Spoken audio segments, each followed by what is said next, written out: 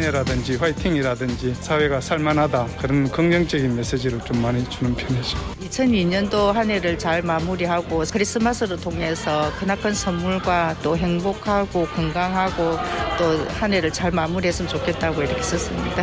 그래서 산타이라면 항상 한 해를 마무리하는 그런 계기고 우리 아이들에게 크나큰 선물이다 이렇게 생각하고 있습니다.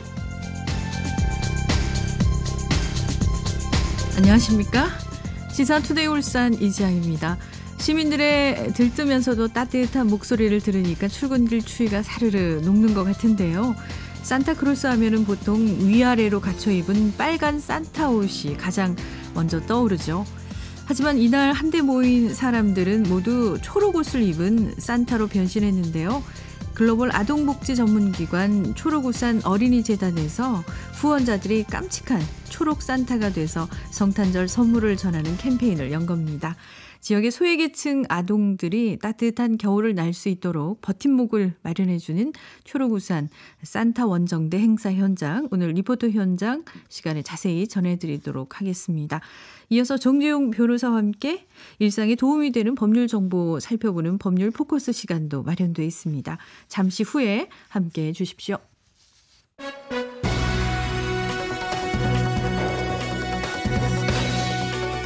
네, 매일 울산 지역의 주요 이슈와 생생한 소식 전해드리는 시간입니다. 첫 코너 아침 헤드라인 경상일보 이춘봉 기자 전화 연결되어 있습니다.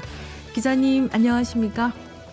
네, 반갑습니다. 네, 반갑습니다. 오늘의 헤드라인 뉴스 어떤 소식들이 들어와 있는지 먼저 간추려 주시죠.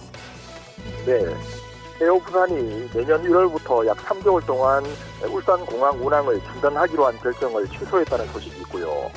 울산의 집값 하락세가 계속되고 있다는 소식, 그리고 태화로터리에 트리 조명이 설치됐다는 소식까지 전해드리겠습니다. 네, 하나씩 이야기 나눠보죠. 울산공항에 취항하고 있는 에어부산이 내년 1월부터 약 3개월 동안 취항을 중단하기로 했었는데 결정을 번복했군요.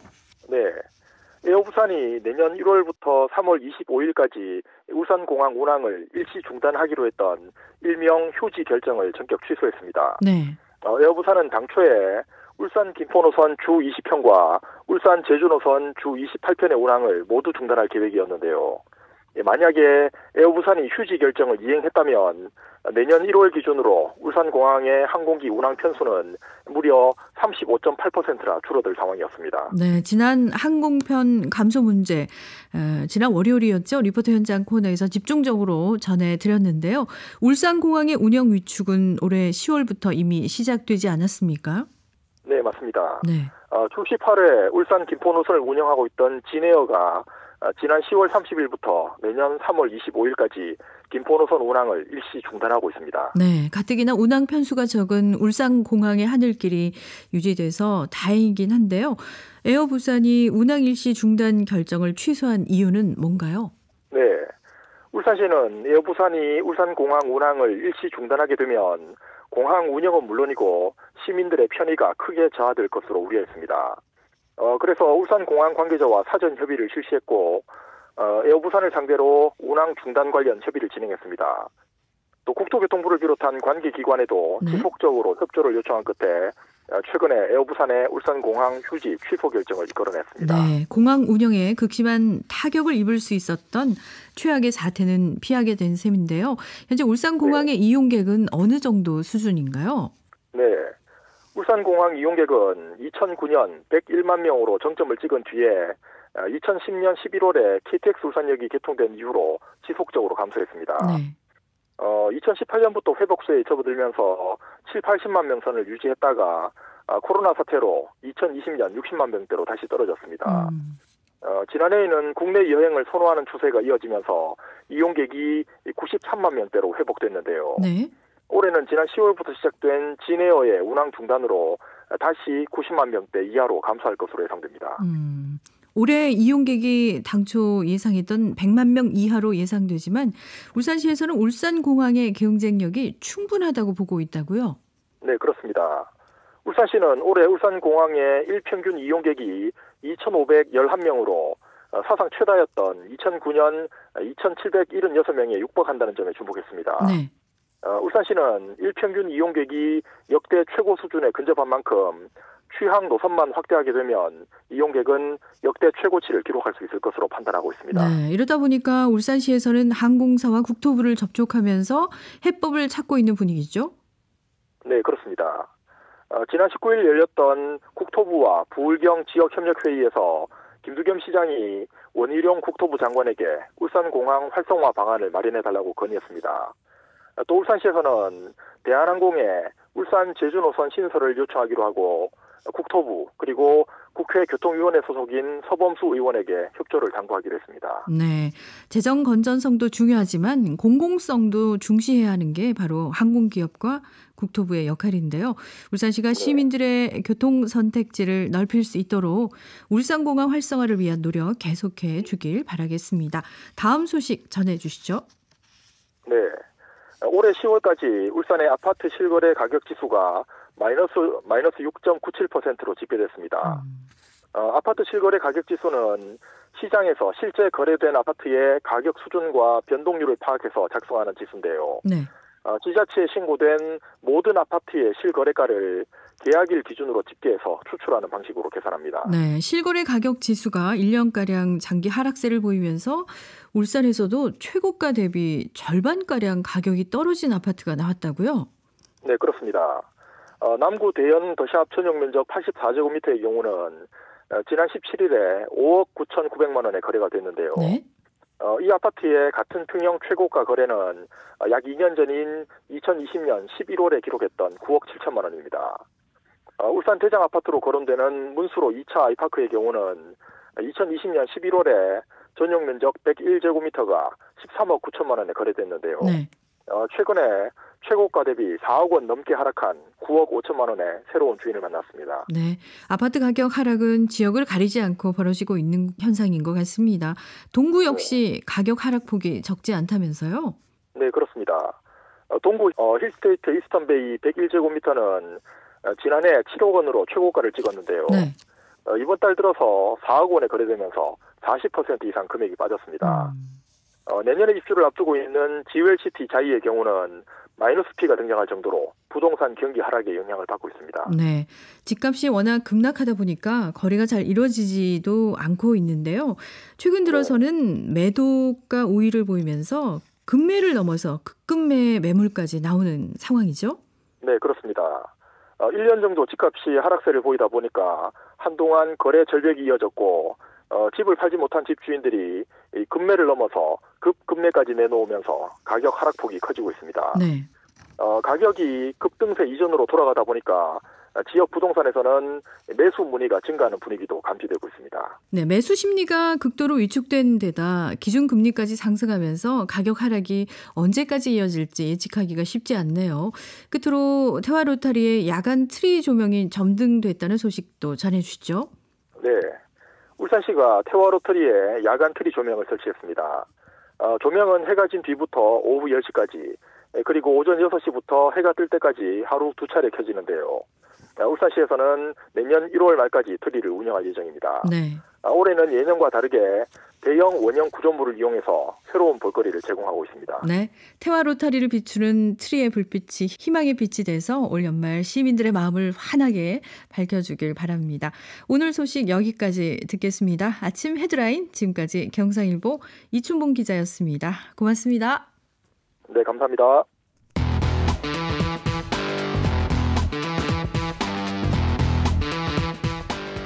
시사투데이 울산에서는 실시간 보이는 라디오도 진행하고 있습니다. 유튜브에서 KBS 울산, 시사투데이 울산 검색하시면 현재 방송을 보실 수 있습니다.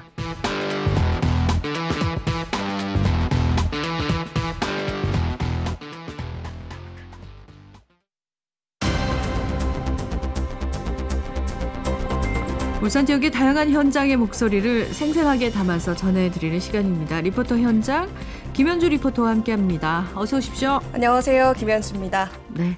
매년 크리스마스가 다가오면은 따뜻함을 나누는 기부 행렬이 이어지고 있는데요.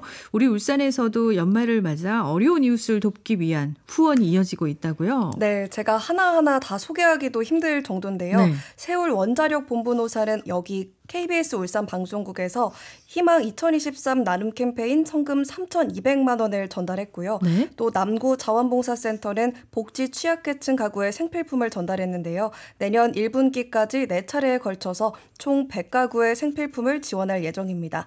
또 국민건강보험공단 울산 중부지사도 연말을 맞아서 사회복지시설에 250만 원 상당의 후원 물품을 기증했습니다. 네. 이 밖에도 각계각층에서 나눔 행렬이 활발하게 이루어지고 있습니다. 네, 이런 나눔은 언제 들어도 반가운 소식인데요. 이런 가운데 또 울산에서는 초록 산타가 저소득층 아이들을 찾았다고요? 네, 초록우산 어린이재단 울산지역본부가 연말을 맞아서 초록우산 산타 원정대 캠페인을 진행하고 있는데요. 후원자들이 산타가 돼서 울산의 소외계층 아이들을 돕는 행사입니다. 오늘은 다가오는 크리스마스에 마음을 따뜻하게 해줄 초록우산 산타 원정대 소식 준비했습니다. 네, 초록우산 산타 원정대. 이름처럼 초록옷을 입은 산타들이 아이들을 찾는 거잖아요. 네. 산타 원정대는 구체적으로 울산의 소외계층 아이들에게 어떤 지원을 하고 있나요? 우선 울산 지역의 소외계층 아동들에게 크리스마스 선물을 주고요. 네. 동절기를 대비해서 난방비를 지원하는데요. 자세한 내용은 초록우산 어린이재단 울산지역본부의 김하영 과장을 통해서 들어보겠습니다. 저희 재단에서는 매년 초록우산 산타 원정대 행사를 진행하고 있는데요. 이는 울산 지역 아이들이 따뜻한 연말을 보낼 수 있도록 울산 지역에서 16년째 행사를 이어오고 있습니다. 이는 연말을 크리스마스를 맞이해서 소외된 아이들을 위한 모금을 하고 아이들의 선물을 준비하는 행사입니다. 초록우산 산타 원정대는 연말에 소외될 수 있는 아이들에게 따뜻한 크리스마스 또 연말을 보낼 수 있도록 지역의 후원자님들, 개인 후원자님들, 기업 후원자님들 모아서 아이들을 위해 선물과 또 난방비를 지원해주는 대표 캠페인이라고 생각해 주시면 될 것 같습니다. 네, 아이들에게 따뜻한 크리스마스와 연말을 선물한다고 볼 수 있을 것 같네요. 네. 산타 원정대가 되려면 어떻게 해야 되는 건가요? 네, 울산 시민 누구나 산타 원정대가 될 수 있는데요. 매달 10,000원 이상씩 후원을 하거나 한 번에 10만 원 이상을 후원하면 됩니다. 네. 또 100만 원 이상을 한 번에 후원하거나 10만 원 이상씩 정기 후원을 하면 리더 산타가 될 수 있습니다. 리더 산타 이름이 참 재밌는데 네. 저나 김현주 리포터도 후원을 한다면 바로 산타 원정대가 될 수 있군요. 맞습니다. 예, 지난해에는 초록우산 산타 원정대에서 1,000명이 넘는 아동을 지원했다고요? 네, 울산 지역의 보호 아동과 저소득 가정의 아동 1,200여 명을 지원했는데요. 울산의 기업과 단체 그리고 학교 개인이 모두 힘을 모아서 총 1억 3천여만 원의 후원금을 모금했습니다. 올해에도 1,000여 명의 아동에게 약 1억 3천여만 원의 크리스마스 선물과 난방비를 지원할 예정입니다. 네, 작은 정성들이 모여서 큰 나눔으로 이어졌군요. 올해도 산타 원정대 활동을 기념하면서 2022 산타 선포식이 열렸죠. 네, 지난 20일 울산시의회 시민홀에서 2022 산타 선포식이 열렸는데요.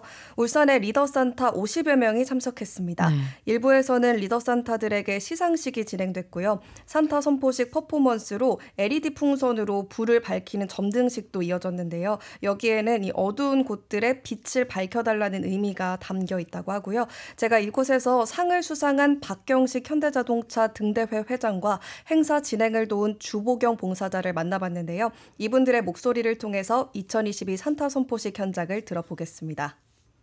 애들이 밝게 자라고 해야 우리 사회가 밝아지지 않느냐 이런 취지에서 초록우산을 이렇게 이제 같이 결혼을 해서 돕고 있습니다. 저희가 현대자동차 등대회가 있는 한 또 초록우산과 같이 하고 싶은 그런 생각입니다.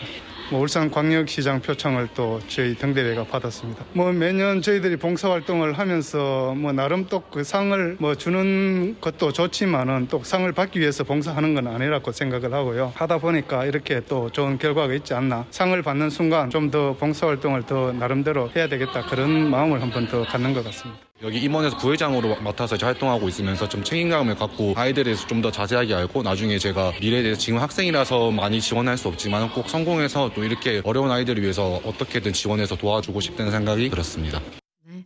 어려운 이웃에게 손을 내미는 시민들이 있어서 아직 사회가 따뜻한 것 같습니다. 네. 이날 행사에서 아동들에게 줄 크리스마스 선물도 포장했다고요? 네, 산타 선포식 다음으로 선물 포장식이 이어졌는데요. 참가자들 모두 녹색 산타복을 입고 행사에 참여했습니다. 선물은 아이들이 좋아할 만한 문구류와 가방, 블루투스 이어폰, 과자와 같은 7가지 품목으로 구성이 됐고요. 총 460개의 선물들이 각 구군의 사회복지기관으로 배부돼서 기관에 있는 아이들에게 전달되는데요. 리더 산타들은 이날 아이들에게 줄 크리스마스 카드도 손수 썼습니다. 선물 포장식 현장도 함께 만나보시죠. 행사 참여는 이번에 처음으로 했거든요. 근데 진짜 이래 산타복을 입고 하니까 제가 산타 된 기분이 같고 또 아이들이 직접 이제 선물을 포장하니까 너무 즐겁고 제가 선물 받는 그런 기분이었어요. 아, 이런 게 있구나 저런 게 있구나. 처음에는 이게 궁금했던 그 포장안이 열면서 우리 아이들에게 어떤 반응이 나올까를 참 기대되고 저도 한결 같은 기분이 되는 것 같아요. 코로나가 오기 전에는 저 롯데 광장에서 야외에서 선물 포장도 하고 같이 하고 해서 보내고 뭐 그런 뜻깊은 자리가 있었습니다. 올 한 해도 건강하게 무탈하게 잘 보내줘서 고맙다고 일단 쓰고 싶고 앞으로 무슨 일이 있든 절대 좌절하지 말고 원하는 목표 이뤘으면 좋겠다고 그런 내용을 쓰고 싶습니다. 네, 크리스마스 선물과 손편지 받고 아주 기뻐할 아이들의 모습이 그려지는데 이 초록우산 산타 원정대 캠페인은 앞으로도 쭉 진행되는 거죠? 네, 초록우산 산타 원정대는 매년 이어오던 행사인 만큼 내년에도 지금과 같은 방식으로 진행될 예정인데요. 관계자는 이번 행사의 슬로건인 산타는 바로 너를 꼭 기억해 주길 바란다고 말했습니다. 네. 누구나 산타가 될 수 있으니까 시민들 모두 캠페인에 관심을 가져달라고 말했습니다. 네. 매서운 겨울, 이 어려움을 겪는 이웃들에게 이런 정성들이 조금이라도 도움이 돼서 모두 행복한 크리스마스와 연말을 보낼 수 있으면 좋겠습니다. 리포터 현장, 오늘은 초록우산 산타 원정대 기념식 현장 전해드렸습니다. 지금까지 김현주 리포터였습니다. 고맙습니다. 네, 고맙습니다.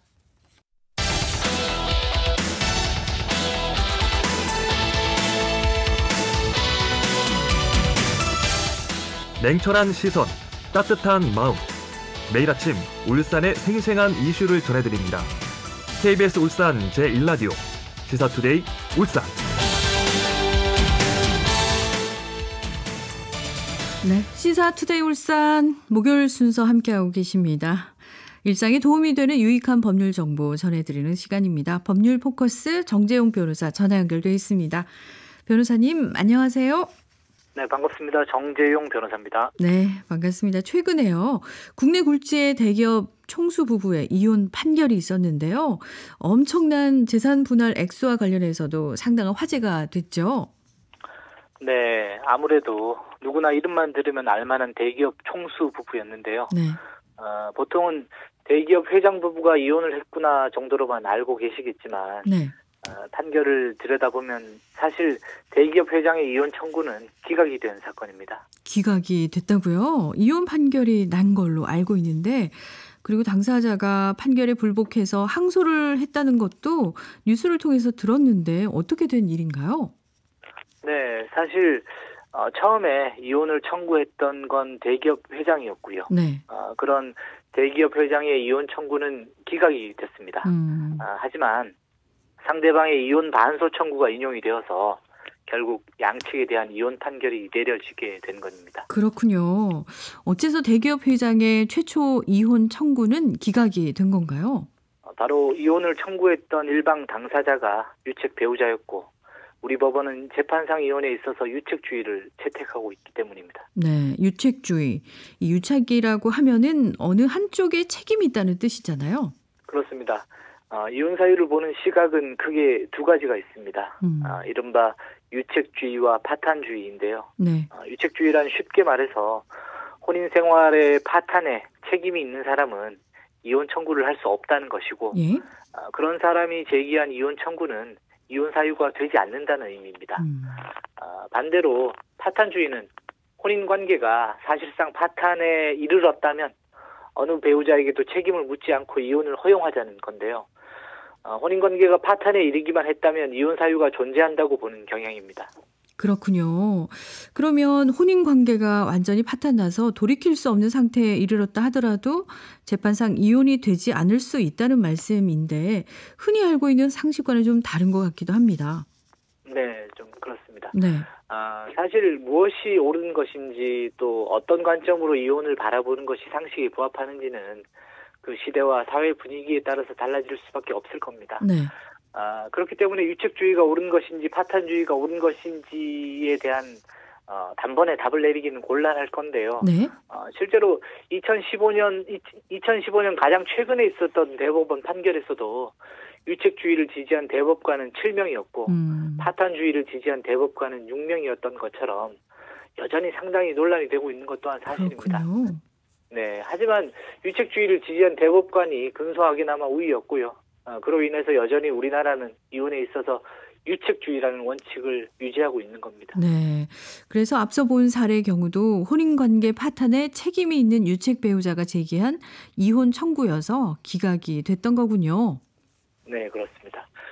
우리 대법원이 여전히 유책주의를 취하고 있는 한 유책 배우자는 재판상 이혼 청구권이 없습니다. 네.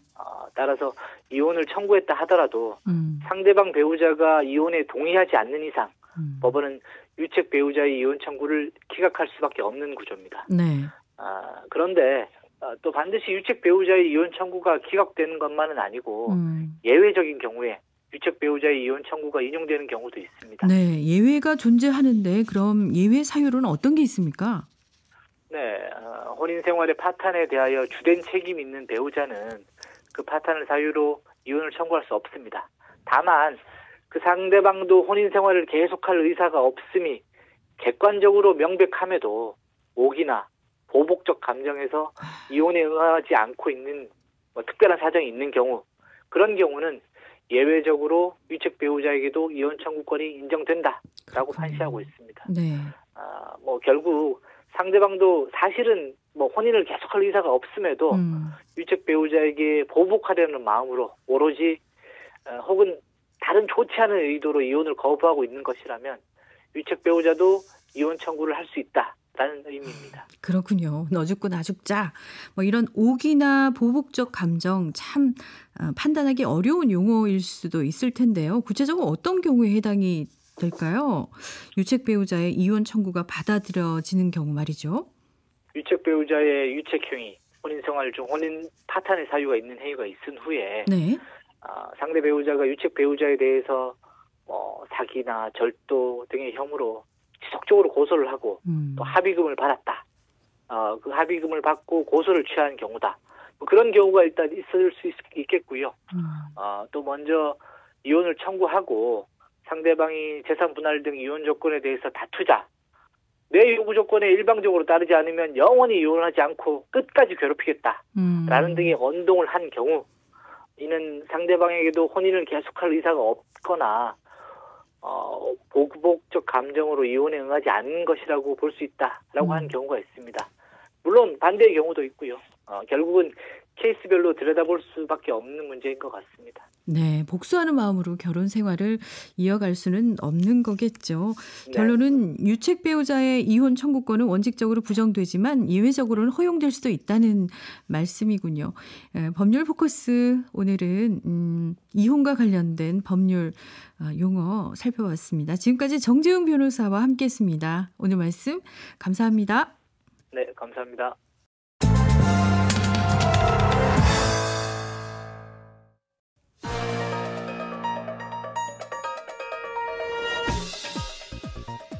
오늘의 브리핑입니다. 울산시 인구 감소가 83개월째 이어지고 있습니다. 83개월이라고 하니까 쉽게 감이 오지 않으시죠? 지난 2015년 12월부터 올해까지 7년째 울산의 인구가 줄고 있는 겁니다. 지난 2015년 117만 3,500여 명에 달했던 울산시 인구는 올해까지 지난 7년 동안 5만 8,500여 명이 줄었습니다. 더 심각한 것은 15세에서 34세까지인 청년 세대 유출이 심각하다는 건데요. 2015년까지 33만 명에 달했던 청년 인구는 지난해 27만 명으로 감소해서 자그마치 5만 명이나 줄었습니다. 울산 인구 유출의 절대 다수를 청년 인구가 차지하고 있는 겁니다. 청년 인구의 감소는 울산의 청년들이 선호하는 일자리가 많지 않기 때문이라는 분석이 나오고 있습니다. 울산을 빠져나간 청년들이 타 지역에서 새롭게 찾은 직업군을 살펴보면 전문과학, 정보통신, 제조업, 금융 등의 순입니다. 모두 부가가치가 높은 직업들인데요. 여기서 실마리를 찾아야 할 것 같습니다. 그동안 인구 정책이 인구 증가에 초점을 맞춰왔다면 이제는 인구 유출을 막기 위한 정책으로 전환해야 할 때입니다. 인구 유출을 막기 위한 실효성 있는 일자리 확충 노력이야말로 울산의 미래를 위해서 서둘러야 할 가장 시급한 과제가 되고 있습니다. 이상 오늘의 브리핑이었습니다.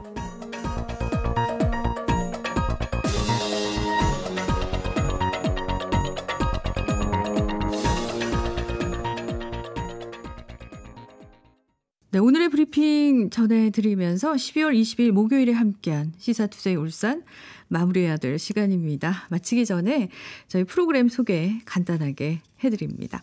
시사투데이 울산은 월요일부터 금요일까지 매일 아침 8시 30분부터 함께하고 있는데요. 아침 헤드라인 시간에는 울산매일신문 김진영 편집국장, 경상일보 이춘봉 기자와 함께 울산의 주요 일간지의 따끈따끈한 소식들을 전해드리고 있습니다. 금요일 정가 소식 시간에는 울산 지역 광역기초의회 의원들과 지역의 현안들을 깊이 있게 들여다보고 있고요. 리포터 현장에서는 김현주 리포터가 울산 곳곳의 생생한 현장을 발빠르게 취재해서 담아오고 있고요. 집중 인터뷰 시간에는 매주 이슈가 되는 주제나 인물과 관련해서 풍성한 이야기 나눠보는 시간도 마련하고 있습니다. 요일별 정보 코너도 준비되어 있는데요. 월요일에는 경제 포커스, 그리고 화요일에는 문화 포커스, 수요일에는 산업 포커스, 목요일에는 노무와 법률 정보, 그리고 한 주의 마지막 금요일에는 영화 읽기 코너를 마련해서 울산의 이슈와 영화와 엮어서 풀어보는 시간 준비하고 있습니다. 풍성한 소식과 함께하는 시사투데이 울산, 울산의 아침을 여러분과 함께 열어가겠습니다. 지금까지 기술의 권혁상, 작가 최영은, 연출 진행의 이지향이었습니다. 내일 아침 8시 30분에 다시 돌아오겠습니다. 고맙습니다.